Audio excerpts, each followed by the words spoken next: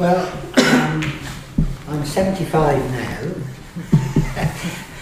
but I served as a young man in the RAF. I did my national service, and when I came out, I just couldn't settle in Civvy Street, so I joined the police force. And I never had any thought with extraterrestrials or flying saucers or anything like that. It's one thing you didn't talk about anyway in those days. But I did know that I was under the impression that the RAF didn't take it, that did take it quite serious. I was informed that if anybody saw anything that was unidentified, to report it. But a lot of people, I understand, were afraid to. Although I didn't see anything in my Air Force days. But in the police force, it was a different matter. I was out in all winds and weathers, and there was no light pollution in those days. We used to march out onto our beats. But it wasn't until I joined the police in 1956.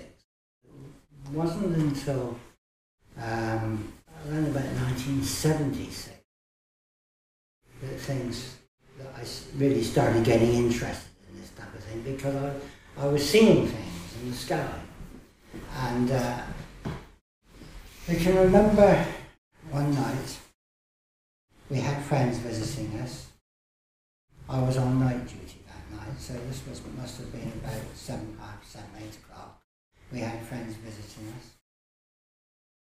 And suddenly my young boy, my son, he was about 12 then. Actually, I thought he was about 16 when I saw him, but I've worked it out. Right. He was 12, right. But he was still old enough to know what he saw. He came running in the front door, shouting, "Mum, Mum, Dad, quick, come out, there's a UFO out here." Now, we hadn't talked about UFOs or anything like that to our youngsters, or even to each other. And we went out into the street outside. It was a cul-de-sac. And I was surprised to see all the neighbours out. Everybody was out. And my neighbour opposite had his teenage son had a tripod in the middle of the road with a telescope on it. And he said to me, "Quick, Mr. Saunders, look at this." I looked across the field opposite to that was a golf course. Was it? Yeah. Just like it. Yeah. The other side of high trees, they went around the outside, the perimeter of the golf course. I saw a big orange ball, huge thing. Well, I've seen, as you know, I'll tell you in a minute. Coming down slowly, it must have been about 50 feet in diameter at least. And it was pulsating. It was an orange light. The whole thing was pulsating. And bear in mind that Bristol, that's where I was living, at Long Ashton, Bristol, on the outskirts. We have hot air balloons regularly going up there. So I was used to seeing them. Right. It wasn't one of them, because there was no burner underneath. Sure. No sound, no noise of a burner going off. Right. And it was coming down slowly. And anyway, I looked through the telescope at it. Well, you could see it with the ordinary eyes. I looked through the telescope and it was blinding. And it was pulsating. Like a liquidy cup. And it stopped. Before it went right down to the ground, it stopped. And then it moved sideways. And then went down again until it went out of sight. Everybody was, they couldn't make out. Oh my gosh, what is it? You know, it must be a UFO or something. What are you going to do about it, Mr. Saunders? I said, nothing. I was a sergeant police officer at the time. Keep me out of it, I said. Oh, and I said, I got to go in and get myself changed, because in those days you had to go to work in uniform. So I went in and changed into my uniform. And I went to work. And the porter's head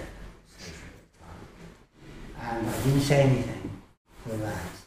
So I thought, if I do, they'll say he's lost it. He's lost it, yeah. So I kept quiet about it all night. That morning, 6 o'clock, off duty, got my motorbike, so I used to go to work on the motorbike, and heading back to Long Ashton, along what we used to call the Batch, a long straight road into Long Ashton. Couldn't believe my eyes. There was a spaceman. He was stood with this high brick wall behind him with our stone wall, with iron gates, double gates, to the Long Ashton University research. They used to research apples and fruit and that type of thing, nothing technical. But there he was, stood almost against the wall there, looking at me, like a robot. He was straight up, bolt upright like that, his hands to his side. Really tall. 8 foot tall, at least. And he had a helmet on him that went down to his shoulders. Couldn't see his eyes because there was a visor across, and it reflected the light from the motorbike. It looked black, reflection with the reflection. Well, I kept going. There was no radios in those days, so radio for assistance or anything like that. I thought, I'm off duty, I'm going now. I was about 200 or 300 yards from home. Anyway, I got in and went straight upstairs to my wife, she's still in bed, and I said, Marlene, that's her name. Marlene, I've just seen the spaceman. Don't be so stupid, she said. Don't be so silly. I said, I have, honest, and I described it to her. She didn't believe me.